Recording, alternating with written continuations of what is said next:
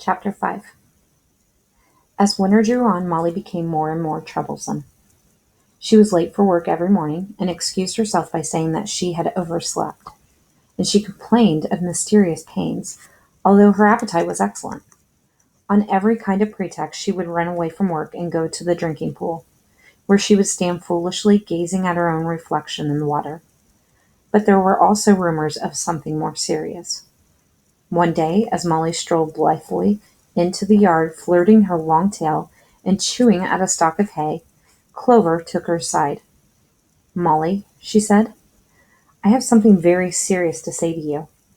This morning I saw you looking over the hedge that divides Animal Farm from Foxwood. One of Mr. Pilkington's men was standing on the other side of the hedge, and I was a long way away, but I am almost certain I saw this. He was talking to you, and you were allowing him to stroke your nose. What does that mean, Molly?" "He didn't. I wasn't. It isn't true," cried Molly, beginning to prance about and paw the ground. "Molly, look me in the face. Do you give me your word of honor that the man was not stroking your nose?"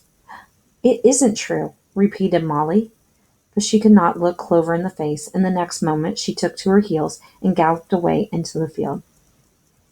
A thought struck Clover. Without saying anything to the others, she went to Molly's stall and turned over the straw with her hoof. Hidden under the straw were a little pile of lump sugar and several bunches of ribbon of different colors. 3 days later, Molly disappeared. For some weeks nothing was known of her whereabouts. Then the pigeons reported that they had seen her on the other side of Willingdon. She was between the shafts of a smart dog cart painted red and black, which was standing outside a public house. A fat, red-faced man in check breeches and gaiters, who looked like a politician, was stroking her nose and feeding her with sugar. Her coat was newly clipped, and she wore a scarlet ribbon around her forelock. She appeared to be enjoying herself, so the pigeons said. None of the animals ever mentioned Molly again. In January there came bitterly hard weather. The earth was like iron, and nothing could be done in the fields. Many meetings were held in the big barn, and the pigs occupied themselves with planning out the work of the coming season. It had come to be accepted that the pigs, who were manifestly cleverer than the other animals, should decide all questions of farm policy, though their decisions had to be ratified by a majority vote. This arrangement would have worked well enough if it had not been for the disputes between Snowball and Napoleon. These two disagreed at every point where disagreement was possible. If one of them suggested sowing a bigger acreage with barley, the other was certain to demand a bigger acreage of oats. And if one of them said that such and such a field was just right for cabbages, the other would declare that was useless for anything except roots. Each had his own following, and there were some violent debates. At the meetings, Snowball often won over the majority by his brilliant speeches, but Napoleon was better at canvassing support for himself in between times. He was especially successful with the sheep.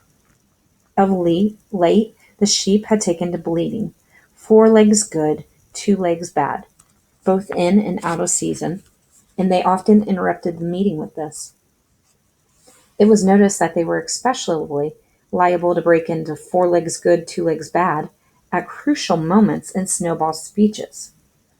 Snowball had made a close study of some back numbers of the Farmer and Stock Breeder, which he had found in the farmhouse, and was full of plans for innovations and improvements. He talked learnedly about field drains, silage, and basic slag, and had worked out a complicated scheme for all the animals to drop their dung directly in the fields, at a different spot every day, to save the labor of cartage. Napoleon produced no schemes of his own, but said quietly that Snowball's would come to nothing, and seemed to be biding his time. But of all their controversies, none was so bitter as the one that took place over the windmill. In the long pasture not far from the farm buildings there was a small knoll, which was the highest point on the farm. After surveying the ground, Snowball declared that this was just the place for a windmill, which could be made to operate a dynamo and supply the farm with electrical power. This would light the stalls and warm them in winter, and would also run a circular saw, a chaff cutter, a mangle slicer, and an electric milking machine. The animals had never heard of anything of this kind before, for the farm was an old-fashioned one, and had only the most primitive machinery. And they listened in astonishment while Snowball conjured up pictures of fantastic machines which would do their work for them, while they grazed at their ease in the fields or improved their minds with reading and conversation. Within a few weeks Snowball's plans for the windmill were fully worked out. The mechanical details came mostly from 3 books which had belonged to Mr. Jones. 1,000 useful things to do about the house, every man his own bricklayer, and electricity for beginners. Snowball used, as his study, a shed which had once been used for incubators, and had a smooth wooden floor, suitable for drawing on. He was closeted there for hours at a time, with his books held open by a stone, and with a piece of chalk gripped between the knuckles of his trotter. He would move rapidly to and fro, drawing in line after line, and uttering little whimpers of excitement. Gradually the plans grew into a complicated mass of cranks and cogwheels covering more than half the floor, which the other animals found completely unintelligible but very impressive. All of them came to look at Snowball's drawings at least once a day. Even the hens and ducks came, and were at pains not to trod on the chalk marks. Only Napoleon held aloof. He had declared himself against the windmill from the start. One day, however, he arrived unexpectedly to examine the plans. He walked heavily round the shed, looked closely at every detail of the plans, and snuffed at them once or twice, then stood for a little while contemplating them out of the corner of his eye. Then suddenly he lifted his leg, urinated over the plans, and walked out without uttering a word. The whole farm was deeply divided on the subject of the windmill. Snowball did not deny that to build it would be a difficult business. Stone would have to be carried and built up into walls. Then the sails would have to be made, and after that there would be need for dynamos and cables. How these were to be procured Snowball did not say. But he maintained that it could all be done in a year, and thereafter he declared so much labor could be saved that the animals would only need to work 3 days a week. Napoleon, on the other hand, argued that the great need of the moment was to increase food production, and that if they wasted time on the windmill, they would all starve to death. The animals formed themselves into 2 factions under the slogans, "Vote for Snowball" in the 3-day week, and "Vote for Napoleon" in the full manger. Benjamin was the only animal who did not side with either faction. He refused to believe either that food would become more plentiful or that the windmill would save work. Windmill or no windmill, he said, life would go on as it had always gone on, that is, badly.